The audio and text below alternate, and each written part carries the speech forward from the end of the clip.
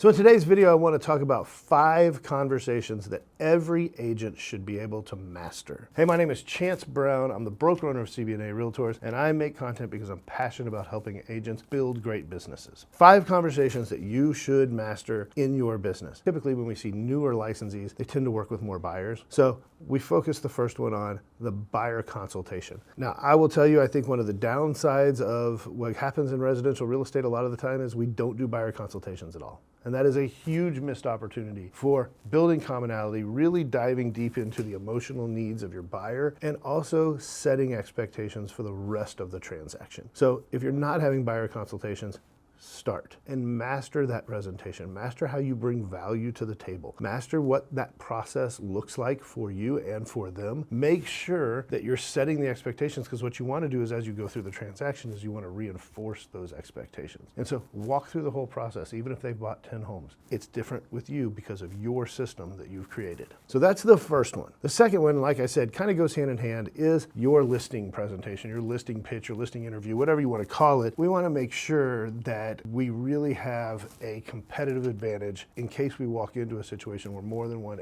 agent is being interviewed. Pre-listing packets win listings. They just do. If you're not familiar with the pre-listing packet, do a Google search. I've recorded videos on them before. I think that they are a huge differentiator. I think they're an ownership of information tool, and you should be doing one on every listing, no matter if it's your best friend or somebody you've never even met. Make sure you're highlighting your marketing. Twice in this last week, I've talked to agents who got listings, competitive listing situations, because of the quality of their marketing. That is so important, is that you have examples of that so they can see it. And you want to make sure that you're asking for the business. So many agents walk into a listing presentation and they don't have an effective close. They don't know what to say to actually say, what's our next step here? Go in with your pitch, building value around what you're doing. Again, setting expectations so you can reinforce them throughout the entire process. And then before you leave, ask them, can I be your realtor? Whatever that looks like for you, ask for the business. Super important. Number 3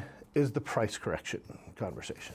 This goes back to those first 2. And if we've done a good job on the first 2, we've talked about price corrections with our sellers. And so we need to look at, on a regular basis, I recommend every 30 days, what's happening in the market. And do we need to make a price correction? Or are there other things that we need to take into consideration? Would an allowance be better for buying down an interest rate or doing an upgrade to the home? Does the home show well? Like, we need to do a full audit of this listing every 30 days to make sure that we're positioning it in a place that we're going to sell it as fast as we can. Number 4 is, when we're going through the inspection process, do you know how to negotiate repairs? Do you know how to overcome objections to inspections? And this varies based on the savviness of the seller, varies based on the condition of the property, the age of the property. You might walk into an older home that's in really good shape but still have a 75-page inspection report, and you need to know how to address that with your client and with the cooperating agent. And so I'm a big fan of cash in lieu of repairs, but that's not the right solution for everybody. So you need to be able to walk through setting the expectation before the inspection with a buyer client if you're representing a buyer, setting the expectation before the inspection with your seller if you're a listing agent, and then what happens. Because what we don't want to do is allow emotion, or in the case of sellers, sometimes pride, get in the way of getting over what should be a relatively simple hurdle in the course of the transaction.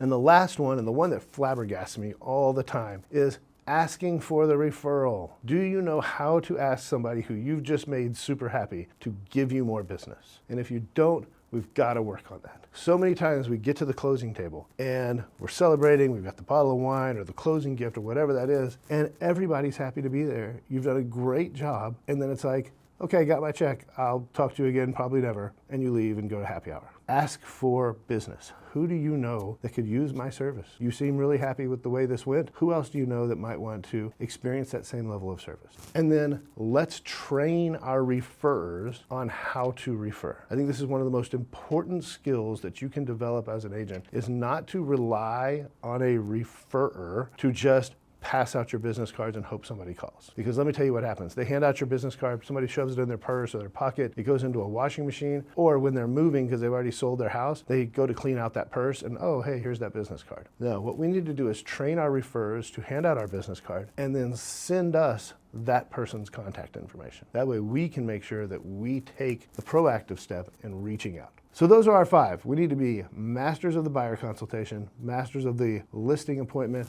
We need to know how to do a price correction conversation, overcome inspection, repair, negotiations, and objections there. And then finally, once we've satisfied everybody and they're all super happy with us, ask for referrals. I hope that's helpful. If it is, give me a like, subscribe, shoot me a question if you have one. I'm always here and happy to help.